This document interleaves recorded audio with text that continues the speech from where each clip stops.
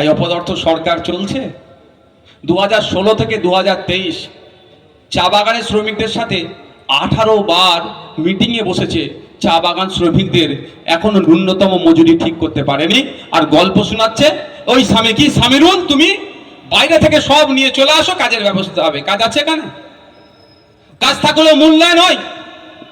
যে রাজমিস্ত্রিটা আজকে বাসন্তী থেকে কাজে যাচ্ছে তামিলনাড়ুতে, স্কিল লেবার হিসাবে যদি যায় সে 1000 টাকারও বেশি সে পার ডে ইনকাম করছে, আর আনস্কিল লেবার হলে 700 টাকা 800 টাকা দিনে ইনকাম করছে। আর আমাদের ওয়েস্ট বেঙ্গলে স্কিল লেবারদের সরকার ঘোষিত দিন মজুর কত জানেন? 450 টাকা মতো। কেন তারা ফিরে আসবে বা কেন তারা গেল? এখানে কাজের মূল্যায়ন হয় না, শ্রমিকের শ্রমের মূল্যায়ন হয় না, শ্রমিকের ঘামের মূল্যায়ন হয় না বলেই তারা এখানে না কাজ পেয়ে কোথায় যাচ্ছে? ভিন্ন রাজ্যে যাচ্ছে, আর সেখানেও তারা আক্রান্ত হচ্ছে। আর আমার রাজ্য সরকার আক্রান্তদের পাশে সেইভাবে থাকছে না, মিটিং মিছিল করে। তার কাজ তো আমাদের মিটিং মিছিল, আমরা বিরোধী। সরকারের তো সরকার টু সরকার কথাবার্তা বলা, প্রেসার করা। যদি সরকারে আমার পশ্চিমবাংলা সরকারের কথা না শোনা মানে কি অসম সরকার, হরিয়ানা সরকার বা উড়িষ্যা সরকার বা যে কোনো রাজ্য সরকার আমাদের নাগরিকের উপরে আক্রমণ চালাচ্ছে, মানে রাজ্যের উপরে তো আক্রমণ হচ্ছে ভাই। তাহলে এটা সমাধানের জায়গা কোথায়? সরকারকে প্রস্তাব রাখা, কঠোরভাবে সেই রাজ্যের সরকারকে বলা, সেটা বলেনি। আর একটা রাস্তা আছে, আর্টিকেল 131, আপনারা সার্চ করে দেখতে পারেন গুগলে। আর্টিকেল 131 সংবিধানে বলা আছে রাজ্য রাজ্য যদি সংঘাত হয়, উড়িষ্যা রাজ্যের সাথে ওয়েস্ট বেঙ্গল রাজ্যের সংঘাত হচ্ছে, সমাধান কিভাবে করবে? মোদিজি করবে? এটা তো হয় না। অমিত শাহজি করবে? এটা তো হয় না। নওশাদ সিদ্দিকী সমাধান করে দেবে? এটা তো নয়। রাজ্য রাজ্য সংঘাত হলে, রাজ্য কেন্দ্র সংঘাত হলে সংবিধানের 131 নম্বর ধারা অনুযায়ী সুপ্রিম কোর্টে যেতে বলা আছে। আমাদের পরিযায়ী শ্রমিক, আমাদের বাংলা ভাষায় কথা বলার জন্য আপনাদের এই অশোকনগরেই শুধু মুসলিম সম্প্রদায় নয়, অন্যান্য ভিন্ন সম্প্রদায়ের মানুষদের উপরে আক্রমণ নেমে এসেছে। অশোকনগরের একজন আছেন, তাকে প্রচুর মারধর করেছে শুধু বাংলায় কথা বলেছে বলে। তো এই সমাধান করার জন্য সুপ্রিম কোর্টে যাওয়ার দরকার ছিল।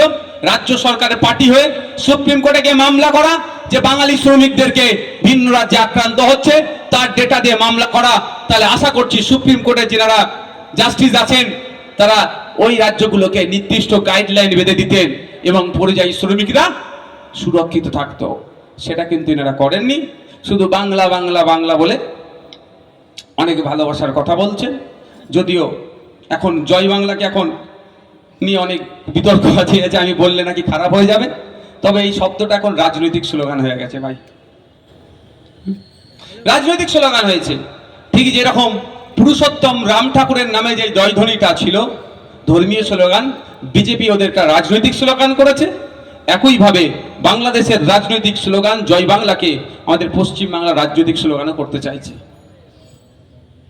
আমাদের মাথায় রাখতে হবে যে দিনের শেষে আমি পাচ্ছিটা কি।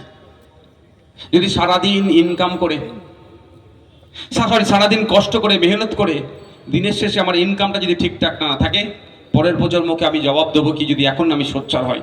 তাই আমরা ইন্ডিয়ান সেকুলার ফ্রন্ট, আমরা কৃষক সহ যারা ইনফরমাল সেক্টরে কাজ করছেন তাদের ন্যূনতম মাসিক গড় আয় 24,000 যাতে হয় তার দাবি করছি। আমি শেষে একটা বিষয় বলে বিদায় নেব, কৃষকের বিষয় বলেছে। আমাদের পশ্চিমবাংলার কৃষকের ইনকাম কত জানেন আপনারা? কৃষিকাজ তো এটা শহরের মানুষ কত করে না, কিন্তু আপনাদেরও জ্ঞাতার্থে জেনে রাখা দরকার। কারণ পশ্চিমবাংলার 50% মানুষ কৃষিকাজের সাথে সরাসরি যুক্ত, 70% মানুষ প্রত্যক্ষ পরোক্ষভাবে যুক্ত। এটা আমার তথ্য নয়, বিধানসভার শাসক দল দেওয়া তথ্য। আমাদের পশ্চিমবাংলার কৃষকরা এত ইনকাম করে, 22 নম্বর রাজ্য আমরা ইনকামের দিকে পরিবার পিছু। আগে ছিল বিলো 7,000। এই লাগাতার আমি 3-4 বছর শুধু মন্ত্রীকে আমি প্রশ্ন করতাম যে ইনকাম কত করছে আপনি বলুন। বলছে ইনকাম বেড়ে যাচ্ছে, বেড়ে গেছে 3 গুণ। আমি বলতাম ফিগার কত বলুন, ফিগার বলতো না, আর শুধু বলতো 3 গুণ বেড়েছে। যতবার জিজ্ঞাসা করেছি বলে 3 গুণ বেড়েছে, ফিগার বলতো না। কিন্তু আমি তথ্য দিতাম বিলো 7,000। রিসেন্ট একটা সম্ভবত নাবার্ডের একটা বা নাবার্ড না আপনার পার্লামেন্টের কোনো কোশ্চেন উত্তর সেশনে একটা তথ্য পেলাম পার্লামেন্টের, সেখানে বলা হচ্ছে 7,800 কত টাকা এখন বেড়েছে, মানে 1,000 টাকা মতো ইনকাম বেড়েছে মাস গেলে। এটা কি বাড়া হলো? একটা কৃষক মাস গেলে কত ইনকাম করছে পশ্চিমবাংলায়? এই 8,000-এর নিচে। কেন? হরিয়ানার কৃষকরাও কৃষক, ওয়েস্ট বেঙ্গলের কৃষকরাও কৃষক। হরিয়ানার কৃষকরা মাস গেলে 18,000 টাকা ইনকাম করে। জম্মু কাশ্মীরের আমরা নাম জানি তো, খুব চর্চিত। সেই জম্মু কাশ্মীরের কৃষকরা মাস গেলে 12,000-এর বেশি ইনকাম করে। আরো রাজ্য আছে মাস গেলে কেউ 22,000 টাকা ইনকাম করে। আর একটা রাজ্যের নাম বলবো, শুনলে আপনারা অবাক হবেন, মেঘালয়া। ওখানকার কৃষকরা মাস গেলে 30,000 টাকার উপরে ইনকাম করে। মেঘালয়ের কৃষকরা মাস গেলে 30,000-এর উপরে ইনকাম করে, আর আমাদের ওয়েস্ট বেঙ্গলের কৃষকরা মাস গেলে